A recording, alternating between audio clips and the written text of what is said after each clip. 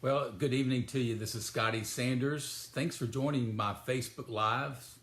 So this is Monday, and we always want to start Monday off strong. So I always talk about make Monday double Monday, which means get double the work done on Mondays, and it gives you a great start to the week. Well, yesterday I want to just mention this, that my wife and I celebrated, Cindy, we celebrated 40 years of marriage. And I just want to acknowledge to everyone what a very blessed man that I am, and very grateful for my wife, Cindy. And I've become a better leader, a better person, because I've been married to her. So a shout out to her for her trust in me, her support, and her investment in me. So tonight, I'll be covering part 2 of how do you develop leaders. So last week, and you may want to go back and check it out, I shared with you the part 1, which was the philosophical. What are those philosophical points in developing leaders? So tonight, it's really geared more toward the very practical side of things. What does it mean to practically develop leaders? What does it look like? What's the 1, 2, 3s? And so sometimes we get in the theory so much we forget about the practical.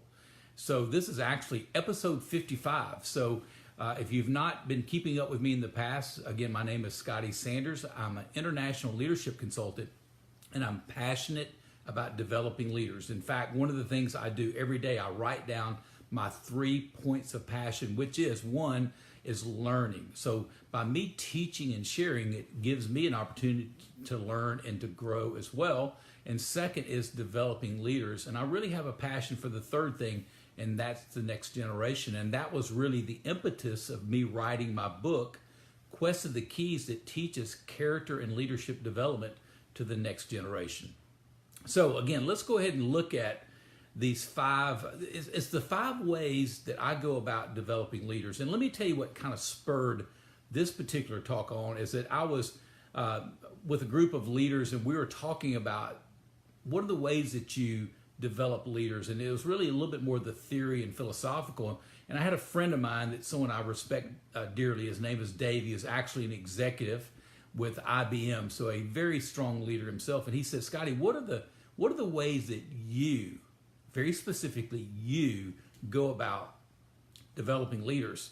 And I said, listen, why don't you give me a week to write those out, and I'll come back and share them next week. And that's what I did. So I'm kind of taking what I shared with Dave, this former IBM executive, and I want to share those 5 things to you. So these are very personal to me, and they're very practical, and it's what I try to live out. And certainly I'm not a perfect leader, and I'm a leader trying to grow and get better, and I'm still learning along the way. And some of you, I learned from you as well.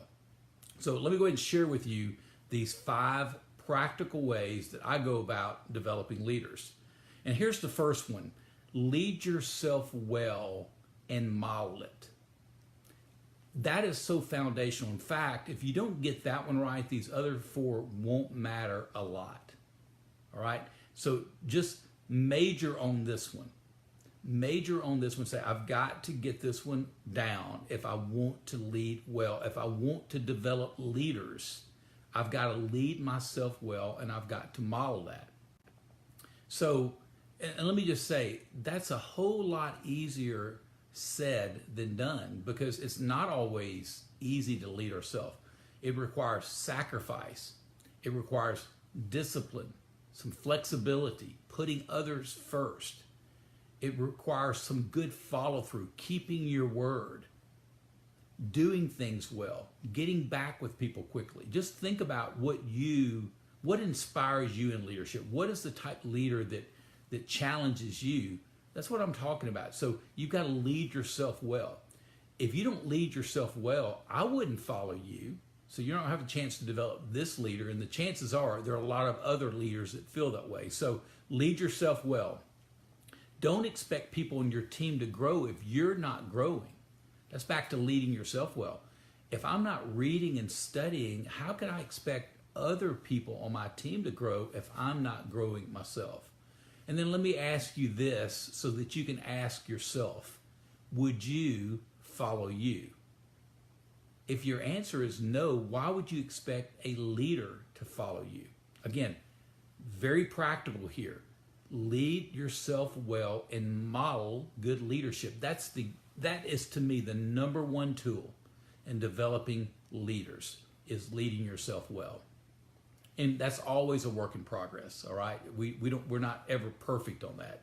But that's the thing I try to focus in. Am I leading myself well? How can I improve my leadership? Here's the second one. Empower people to lead, because this will give people confidence. Empower people to lead. You've got to take your power and authority and you've got to place that on others. That's what empowerment is all about.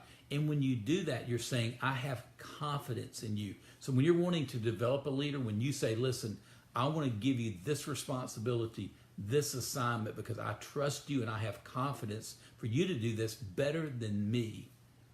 That's what empowerment is all about. That's how you develop leaders. Now, they'll go through that and they'll learn some lessons and they'll improve and get better, but it really is jumping in there. So empowering leaders. You can't grow people. Get this one now. Don't miss what I'm about to say here. Very important. You can't grow people and control people. So if you want to control people, I'm not saying that's fine, and a lot of people want to control people, but you'll never grow people if it's about controlling people. So they either grow or you control, but you can't grow people if you're always controlling people. Here's a third practice of developing leaders. Provide coaching, encouragement, and support.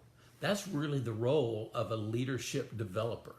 It's about your ability to develop others. It's about you coaching them, encouraging them, and supporting them, which means you have to give them your time, which means you have to be available to them. You share your wisdom. You know, it may be that you can share financial resources to help them do that. If they work under you, giving them an adequate budget to get the job done, and other resources. Okay, so the third one is providing coaching and encouragement and support, and you have to give them time and wisdom and the things they need to be successful, because their success is as important, if not more important, than your own success. Here's the fourth one, and this may be the first one's always the greater, bigger challenge because it's ongoing, but the one that people shy away from is this next one, which is number 4, is keep people accountable. And that's difficult, especially if you're close to people. Sometimes the people I've had the hardest time keeping them accountable, the ones that I'm closer to, because how will they receive that? So if you can find your way to challenge people while still encouraging them, that's the winning ticket here.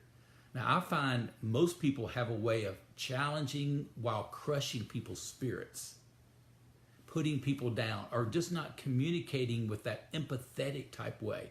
So you want to challenge people, help them to grow in their leadership, push them, stretch them, but still encourage them. And part of that is believing the best in them and wanting the best in them. So challenge without crushing their spirit, all right? And I know some guys very well, they have a hard time balancing that. When they challenge people, you know, they'll be very straight and challenge them, but they crush the person's spirit, and you can almost see it and watch it happen. So really think through, how can you challenge while still encouraging that person? So keeping people accountable is very important. And then here's the fifth one. And let me lay this one out. As a leader that's trying to develop other leaders, is you want to create this intense yet comfortable environment. Okay, so there's kind of this double tension that's happening. It's intense, which means people can sense this is important, this is urgent, this is something he's passionate about or she's passionate about. This is something that's a high priority, but it still has this level of comfort. It's almost like a little bit of a safety net that you create. And what you do, when you do this, you remove fear, and what it does, it invites people's best thinking, and that allows them to grow as a leader. So create an intense yet comfortable environment. So I just shared with you the 5 practical ways. You just learned my secret sauce. The 5 practical ways I go about developing leaders. And let me just say this to you. It can't be a cookie cutter approach. Every person you may lead and develop will be a little bit different, their personality. So you have to nuance that with the people that you lead. For some people, I can be a lot more direct than I can be others. For some, I can turn up the heat more than I can others. For some, I better spend the first few minutes asking about their family and how was their week and so forth. Some, they're looking at me saying, that's a waste of my time.